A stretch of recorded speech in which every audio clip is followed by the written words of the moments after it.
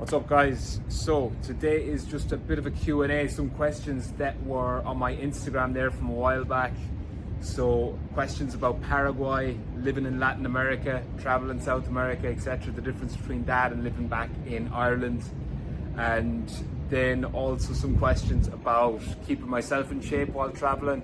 And then also some general questions. So why most people quit before they see results. So when people are doing something on their own, number one, they're looking in the mirror and they're looking like, I fucking look the same as I did 3 weeks ago. That's demotivating because they're following a system. They might have found some cookie cutter program online. They've probably not been doing a few things right with nutrition. They're probably not pushing themselves with progressive overload enough.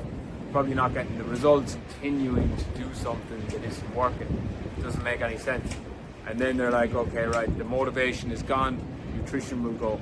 So it's about lack of confidence in what you're doing. I think that's the reason most people fall off. Whereas when you start, especially where I'm at now towards the end of my cut, you get to that point when your body fat percentage gets lower, you start to like looking in the mirror every morning, you're like, fucking, I actually look leaner than I did yesterday, which is insane as you get down to this level. So it's quite motivating to just, when you see those results, that's what keeps you going. I think another reason why people fall off is a lack of accountability. So they've not got someone to hold them accountable, they're left to their own devices. And I'm not saying it's impossible to do that, but people know that when they've got someone to hold them accountable, they're going to stick to their goals. So that's just another thing there as well. Number one piece of advice for someone looking to make a change right now, so just fucking do it. So don't procrastinate, just do it. Just cut the shit out of your diet, make your environment easier.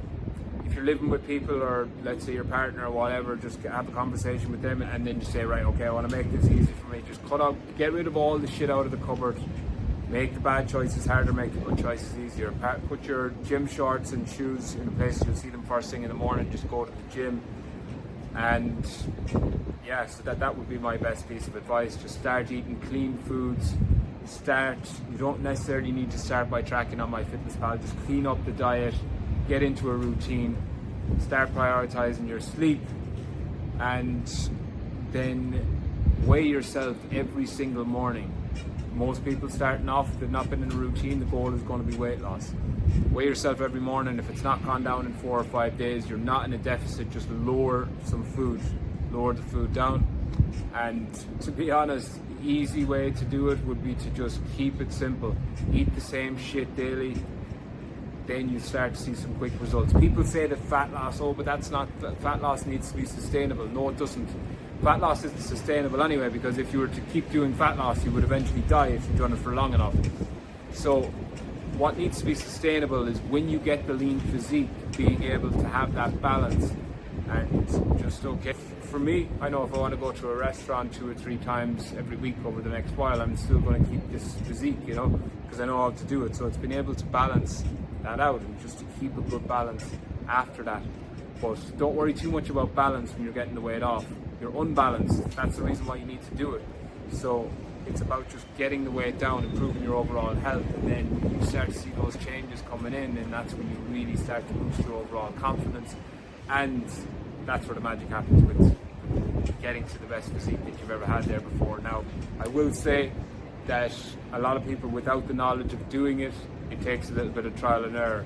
Where they could get in 3 months with the coach, it could take them 15 months to do it. So an extra year by themselves after realizing a few ways not to do it. So high performers pay for time condensation and they invest in themselves that way. Okay, so managing my nutrition while traveling South America. So what I do to basically keep on top of that is I'm proactive. I'm looking ahead of time.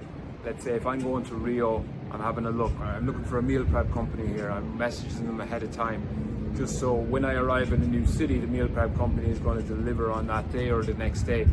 See, when you plan ahead rather than just getting there and being reactive and then just... Now, there was one time I was in Brazil, I just ate in restaurants every day through the year, just made good choices with that. It's definitely easier to keep on track when you've got someone doing your macros out for you, so you know the exact amounts, the number of grams. It's a lot easier to stay on track that way. But I was able to keep lean for about 6 months while doing that before I moved on to Paraguay. And I was bulking as well, so I had a little bit more freedom of calories. But yeah, I'll always look for a meal prep company. Cooking, it's just not like, it's one of those when you're looking at 30 hours a week cooking and cleaning that most people do on average.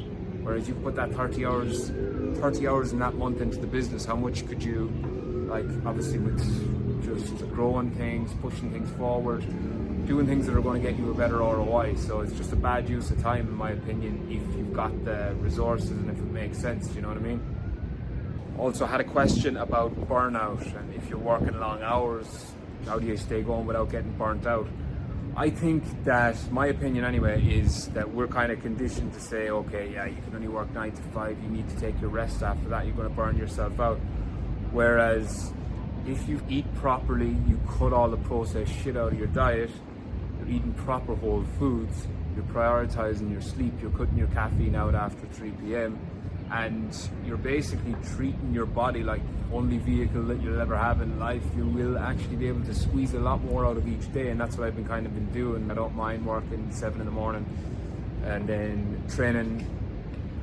I typically work 7 till about 4 or 5, then I'll just go train in the gym, then I'll go back and do another hour or two's work in the evening. And I've done work in the past, like driving a concrete lorry, shuttering, striking and groundworks. That's fucking work. This isn't really work, do you know what I mean? Like, you're just sitting on a computer, so it's just squeezing the most out of each day. And I think having done that stuff in the past, you don't really classify this as work, and I enjoy it as well, which definitely helps for sure. Okay, supplements that I use. Now, I do take a good amount of supplements. So starting the day, I'll just go in order. First thing in the morning, I'll wake up, I'll take electrolytes, I'll have a litre of water, I'll take ashwagandha, I'll take nattokinase and bromelain. And then once I get to the afternoon, I have my first meal, intermittent fasting, so I don't eat my first meal until 12. I'll have all of these ones with food, so your omega-3 fish oils. Then I have a methylated multivitamin. Now this is super powerful. My stress resilience, I would say, is 10 out of 10 right now. But every time, I had a methylation DNA test. I don't know if you ever heard Gary Breckett talking about this. He's a guy who got Dana White on his health kick. And anyway, I had the MTHFR gene mutation. And then when I just started supplementing with methylfolate and a methylated B vitamin, I feel that it's changed the trajectory of my life. The biggest predictor of success in anything is your ability to handle stress. We can't change the incoming stressors, but we can massively improve stress resilience, and I always feel it's pretty much close to a 10. However, when I'm in South America and you run out of places where you can get it easily, then you start to notice things creeping back in, so it's powerful. You should definitely look into it if stress is a factor. And even if it's the way the world is set up, stress is always going to be a factor in some levels. If you can get your resilience up from an 8 to a 10, that's obviously going to help. Methylated multivitamin, vitamin D3 with K2, 5,000 IUs. I also take methylfolate separately to the methylated B vitamin. I take reishi, which is a mushroom extract which helps with sleep, stress resilience as well, magnesium glycinate. After each workout, I'll take 1,000 milligrams of vitamin C. And there's definitely some more. I take Tongat Ali for, again, optimizing testosterone levels, and lion's mane as well for productivity and focus throughout the day. And that is a good bunch of them there. There's definitely a couple more that I'm not thinking of, but I just have them all set up so that they're all done in order. And if that is you and you're looking to get in the best shape of your life, you're looking to do it in a timely manner without wasting time with a bunch of trial and error, just tap the link in the description there. That'll just be a link where you fill out a form. I'll have a look through, and yeah, you can book a call after that there as well, or I'll reach out to you. Just make sure to drop your Instagram in there. If you want to see my results on my page, you'll see a link for my Instagram page there as well. You'll see dozens of lads who completely changed their lives. And yeah, so third YouTube video I've ever made. If you got a bit of value from this, guys, just click like, subscribe. I'm going to be doing a lot of this stuff, maybe twice a week, definitely once a week anyway, over the next few weeks and months. And yeah, that's pretty much it for today. Peace out.